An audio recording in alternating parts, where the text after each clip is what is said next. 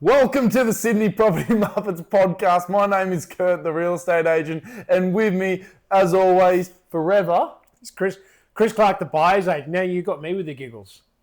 I think I've botched my stuff. I think I botched it. You've botched it. Yeah, you'll get it there one day. One day. Anyway, Chris, Yes, election, the people casted their votes, it's come and gone, and it hasn't it. The election's come and gone now, so hopefully we get some normality. So this is our month of May market wrap, or sort of April wrap.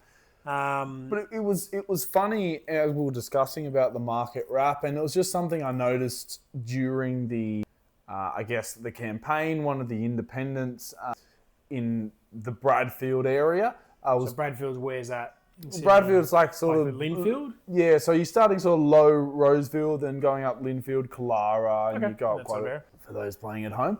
And one of the comments that was made by one of the independents was about how Bradfield is one of the most unaffordable areas in Australia, and people are always talking about, making house prices more affordable. Yep. And I think if you're trying to get votes and be catchy and all that, I think it's a great tagline.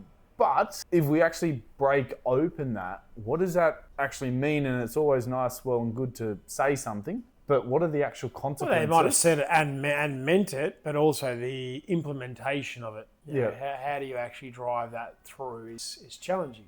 Yes. Now, I've spoken about with you just earlier on. I said you got three major sort of people or groups who really invest in property that's staying where it is or going up, not dropping. Right, Yep. so they are the banks. Yep. All the property's worth, the bigger the loans, they're happy, they're getting their money, the value continues to go up. Government loves it. Got trillions of dollars worth of equity in property. Stamp duty, quite clearly, is a big revenue maker for them. Yep. And then you got the owners. Anyone who owns a property, no one owns a property goes, I hope my property's worth less tomorrow. Right? So who wants price of property to really drop down? Vast majority of people who don't have property. Yep. Right? They just don't. Or might be someone who they've got many kids and they're seeing their kids try and get into the market, even though they own them, they could then maybe see it. But the tidal wave is against you. Yeah.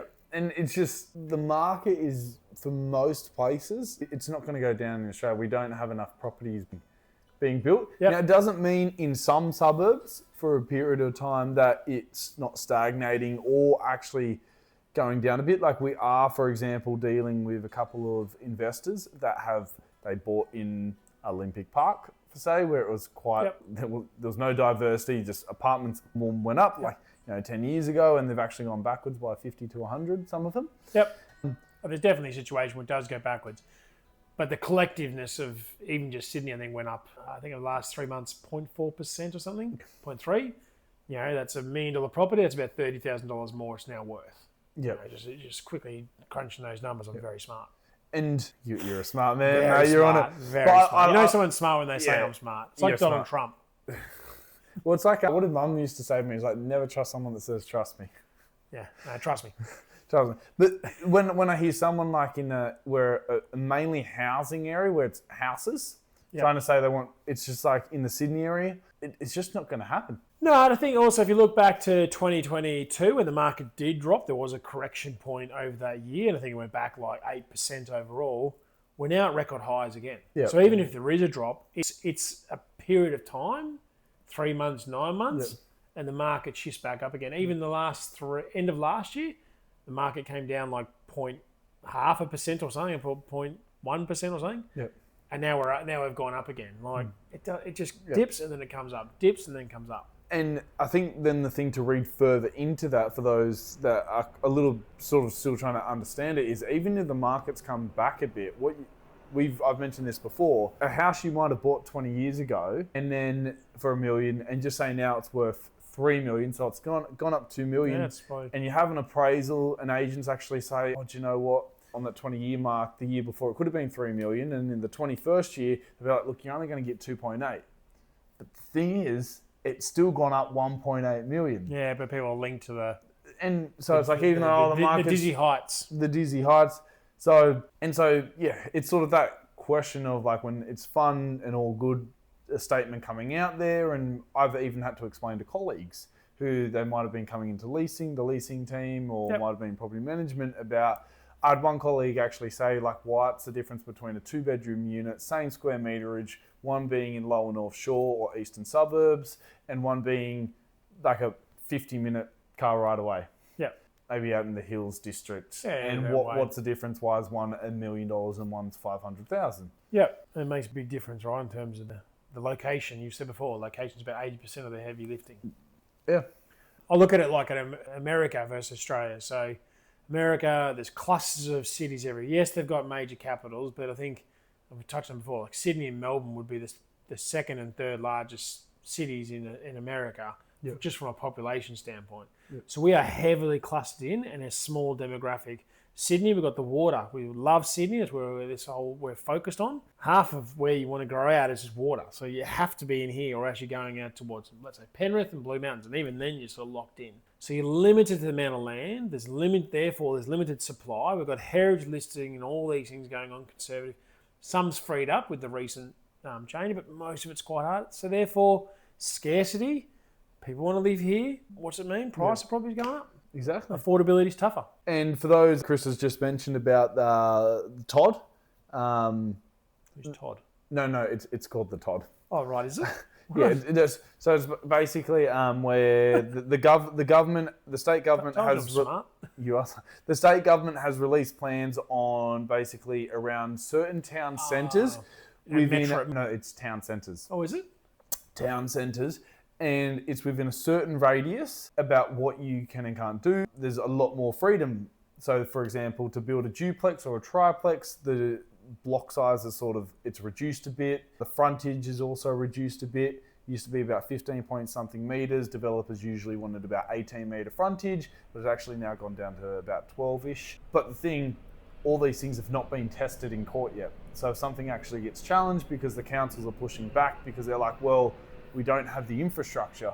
You're allowing all this extra people, immigration and all these extra houses, which means more people can come to an area. But if you're in the Lower North Shore, you already know schools are chock-a-blocked. Schools are traffic's chock-a-block. And so there's not enough supply coming into the Lower North Shore, for example, or the Sydney, even eastern suburbs. I don't imagine there's much in even the inner west. I've been to the inner west quite recently for quite a bit and trying to find parking. Should be a challenge. Night time, I've now got 10 to 15 minutes extra. Circling around. Yeah, so look, I think that, I don't know if that really ties a bow on it, but I think it gives you a bit of an idea about, as you said, the comment came from a politician during the election, housing affordability, great to make it cheaper. But there is a tidal wave, almost a tsunami of not only organisations, but factors that are going to mean, we might be wrong, but you buy a property in Sydney in the right area, it's going to be worth more. It's going to go up. Or I think to actually tie the bow in it's what Chris and I have been harping on for ages, and not just us and other people. It's like, if you're ready to buy now. Yeah. It's that thing of people being like, it's even this thing, I'm starting to have this discussion around people using buyer's agents. And buyer's agents fees, just say on average, if you do a full campaign, we can have, we've got backlog catalogs, but just call it 20K. You use a buyer's agent, 20 to 25K, and it is a lot of money up front, but it's like you're going to pay at some point of the journey. And when buyers aren't making an offer or not being able to buy for 9 months to 18 months, correct, yep. You've probably lost out. Client I'm doing a deal with, we're actually doing a deal tonight as we're recording. We're spending sort of mid 2 million sort of level, and the price of that probably when this client started looking 18 months ago without me, it would have been at least $100,000 less. Yep. My fee's not $100,000 in this scenario. So they've literally not only wasted 18 months, but they've actually lost, about $100,000 from not being ready to go. Yep. Well, the other thing I'll just quickly chuck in this example is a couple of weeks ago, I sold a 2-bedder in Lane Cove. Yes. And in this area, the property, if a property was renovated up to scratch, you're looking at about $850 to $900. Yep. Okay. But we'll call it $850. This property, however, landlord had it for like 30 years. It was perfectly livable in terms of, but the carpet needed to be replaced. The kitchen. Renovator's delight. Renovator's delight. And instead of us trying to pitch it at the $850 mark and let people deduct it, we already went the other way. Yeah. And we were in the low 700s. And we communicated that to people. We said, look, I'll be open. My guide was 725,000. You know, we let people know that with our agency agreement, we've got the 10%. Yep. Owners obviously going to want as much as they can, but just so, and often people be like, oh, and they're starting to throw the offers or the idea of undercutting us more, and then explaining to them like, look, we've already factored that in. This is we're not going lower, and we've still had buyers trying to chuck that lower value in, and it's just like, instead of them, you know, being able to do their market research, because if you had a buyer's agent, the buyer's agent would be aware of that. See, that was actually valid. Being valid and being able to, look, even if we factor in all these renovations, probably going to come out on top a little bit, potentially, you know, depending on what the budget do it, yep. But it's just that the importance of actually, when you're going into the market, you want to buy sort of as soon as you can. You don't want to obviously buy lemon, but you want to get in the market and you want to buy. And I think to wrap that up with the market update is we're seeing a lot of hungry buyers out there. Yep. And I think get in and buy. Yeah, I think you're ready. Okay. On to you for you got some questions for me. Let's spice it up. Where are we going? Spice it up. We've got, who would you rather, actually there's two.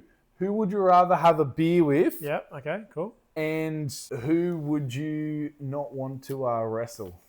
Okay, so which one are we doing first? We'll do the beer one. We'll do a beer one first.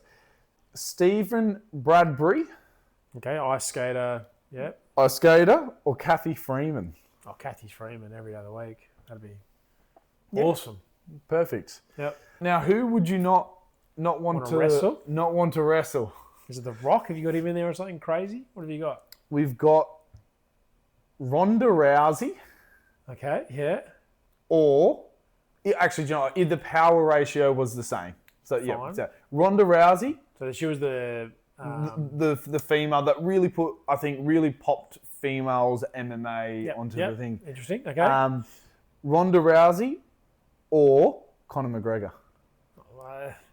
Ronda Rousey. I know you're going to say power-wise, but I actually reckon there's something wrong in his head. So I'd be taken. I don't think she's got more of her senses. Yeah. Okay. Well, actually, on a beer level, who are you having a beer with? Oh. Yeah, probably Conor McGregor. Okay. Interesting. That's a good one. Okay. Yeah. Good. Okay. Last one. And last one, Steve Waugh or Ricky Ponting? Steve Waugh. Steve Waugh. Yeah, grew up watching him. Would love to have a beer with him. Ricky Ponting would be amazing as well. But he sort of came a bit later in my exploration. So very good. Thank you. I'm trying to impress. Did so for once. A bit of homework. Drop us a comment. Love to see in the YouTube if you're on there now. If we've said something wrong, incorrect, point it out to us. Point out anyone that wants to be selfish and not ask the question of what the homework question is. You know, instead of just ask this question yourself and say the answer. Yep, that's what I do here. Enjoy. Thank you. Thank you for dropping by.